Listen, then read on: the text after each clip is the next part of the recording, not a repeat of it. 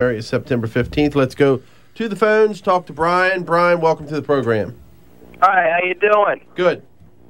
I'm doing pretty good, thanks. I just wanted to say that my man Chris Simpson, I think you're doing a great job. I think you're going to go in there. I think you're going to shake it up a little bit. That's what this town needs. We need a little bit more law enforcement around. We need a little bit more heads up on exactly what you said, more signs, more, police are around if we need you. I think you're going to do a great job there, and I'm going to support you 100%. Thanks, Brian. I don't have the job yet, but I'm looking forward. Did you pay him yet? All No, right, not Brian. yet. But thanks for the call, Brian. Anytime. Thank you. Thanks, Brian. All right, let's get into annexations. There's proposal on the north end of town with some annexations there. Yep. Do you have an opinion on those? And we have one on the south side, too. That's correct. The annex I know very well. The north end, I'm right there, a couple blocks from it off of 15 and Mater. Only numbers I've heard so far is the traffic impact. As far as what it's actually going to do, I don't know. I've talked to a former county commissioner, and he was saying it can be done. Infrastructure, curbs and gutters, sewer and water, make sure it's there. We got the water for it. Yes, it'll work.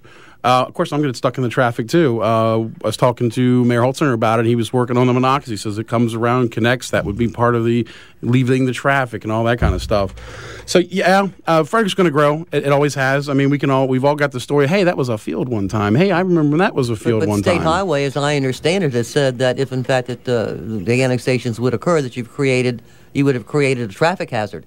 I mean, off of 15? How are you going to work with the county and the state to get any improvements on Route 15? That's what I've got to learn. That's where I need to find someone that knows what they're doing in that kind of situation, and help me get through it and explain to me what is going to happen. So that's where I'm not the politician. One of the other annexations is a Summers Farm down here, and of course, I think the developer has said that they would agree to the water allocation that the city have put into the Potomac River agreement. The people who live out here are concerned because we have the traffic on Butterfly and Mount Phillip Road, and those are the same two-lane roads that have been there since my husband was born. And don't you think it's about time, before you allow any development to occur, that you would upgrade? Absolutely.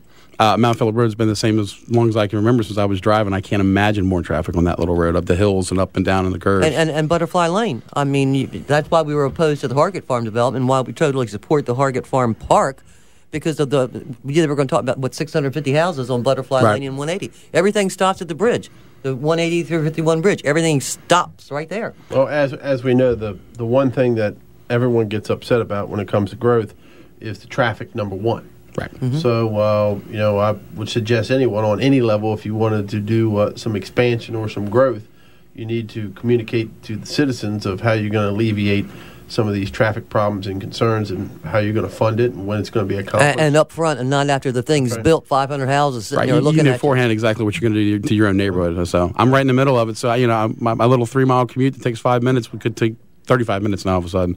I don't want that. 301-694-WFMD, 301-694-9363. What's that? So you support the completion of the Monocacy Boulevard, which would be like a ring road around the city, if you can do something with 15. Though. If it coincides with, if it all comes together, yes. And from what I understand, that's been the plan. We're talking back to Jimmy Grimes, the property and all that kind of stuff. Back to Ron Young, yeah, actually. Back to Ron Young. Actually, we're talking about it was on the actual comp plan back in the 50s. At some point, right? Yeah. It's been I don't even know who was there. Another thing of concern that we have out here in the West End is the whole issue. Was that northern bypass road that Paul Smith brings up. That's right, the Big Red Road. Big Red Road, and should be taken seriously. But one of the other concerns that we have out here in the western environs is parking. People in the city of Frederick can park two covered, unlicensed, untagged cars on every property in the city. Wait, they can? They can. That's legal. And really? one of the things that we think out on the West End, says this is the most dense area in the city, right? Is that should not be allowed. Now, if you have over near the fairgrounds, somebody had called in some time ago and we were talking about it. They have large lots. They have almost really an old size, almost an acre. If they want to park 2 or 3 cars out there, that undercover, that's fine. But in the city, you can't have 2 or 3 cars parked in the backyard when the backyard is 25 feet deep. I had an issue when I have an old car. If you've seen my house, you know the old car. I used to keep it in the backyard covered. I got harassed constantly about having to come out and uncover the car to make sure it was legally tagged and titled. And I was told if it wasn't, they were going to take it. They were going to yank it. It was an abandoned car or something like that. That's the first I've heard of that. House for some tacos and sangria. How about a glass of Merlot and some crab dip? How about that? I got my signs today, so let's start with that. I'll bring the Merlot. I got a connection. What are some other things that you want to accomplish if elected mayor? Downtown, we were talking about the Historical Society. It's going in the right direction. Historical Preservation Committee, excuse me. Because there is a HPC. Society. That's right. There's the acronyms there's a lot of acronyms. I like everything that's been going on. I think Frederick City is a great city. The entertainment, the music. You get downtown, you can do stuff. I only know what I know. I know from West End. I work there. I've been working there for 30-some years. North end of town where I live, you can sit on your deck at 2 in the morning. It's beautiful. It's quiet. There's a park right up the street from the house. If you wanted to, you could go walk around. I don't know why you'd want to at 2 in the morning, but you can. What else you can in Hillcrest. Hillcrest is very quiet, and people walk their dog at 10 o'clock at night. Yeah, they can over there.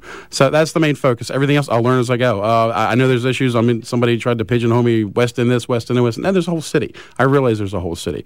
If Jeff's going to put the shovel in the dirt for Monocacy, then that's something you're going to have to continue. And I'm glad to hear you say that, because if, in fact, with somebody that I was trying to get to run, I was going to let them use my line, one city, one Frederick, and that's what we are.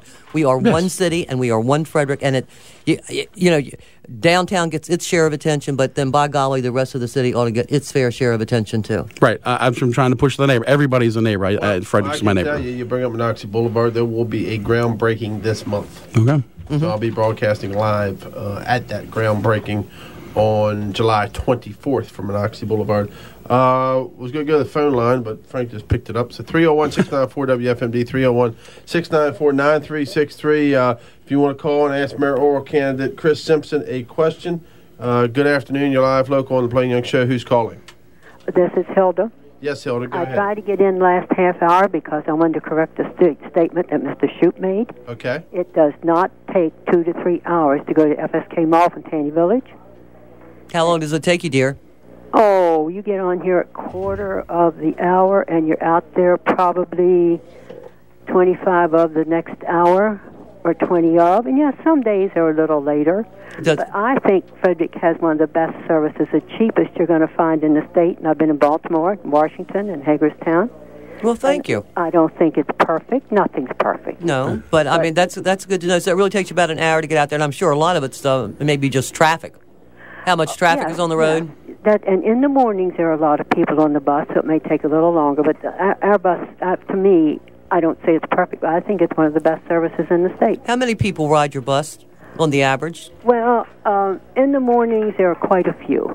I don't ride it in the day too often. Is that 10, 15, 25?